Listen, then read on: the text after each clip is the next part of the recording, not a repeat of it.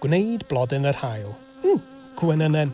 Bydd angen papurau A4, melyn coch a gwyrdd, siswrn, pensel a pritstick. Printiwch eich templedi, wedyn torrwch nhw mas gyda chymorth. Ffeithiau am wenyn rhif 1.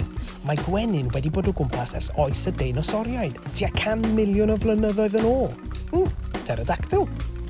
Tynnwch linell o gwmpas y templedi ar eich papur lliw i greu eich blodyn.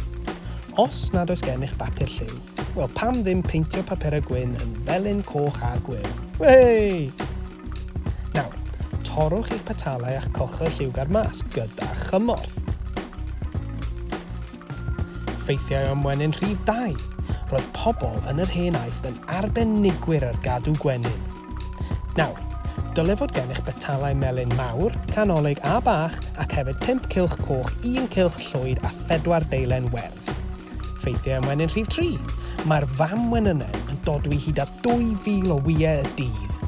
Nawr, cymerwch eich cylchoedd coch, eu plygu yn eu hanner, wedyn torrwch stribedi 5 cm i fewn i'r ochr grom. Ffeithiau am wenyn rhif 4. Ymysg eraill, holl flodau gwenyn yw blodau'r haul, lafant a rhosmari. Nawr, torrwch i fewn i waelod fflat eich petalau melyn a gludo naill ochr y toriad at ei gilydd i greu petalau 3-dimensiwn. Ffeithiau am wenyn rhif 5. Pan mae gwenyn yn bysian, maen nhw'n canu nodyn. Tra'n agos sai at flodyn, mae'r nodyn yn troi i fod yn middle C, oherwydd mae hyn yn achosi i frigell y blodyn i ddirgrynu a rhyddhau'r paill fel ffynon. Nawr, cymerwch eich cylch llwyd fel sylfaen a gludwch y petalau melyn iddo gan ddechrau gyda'r rhai mawr, wedyn y canolig ac yn ola y rhai bach.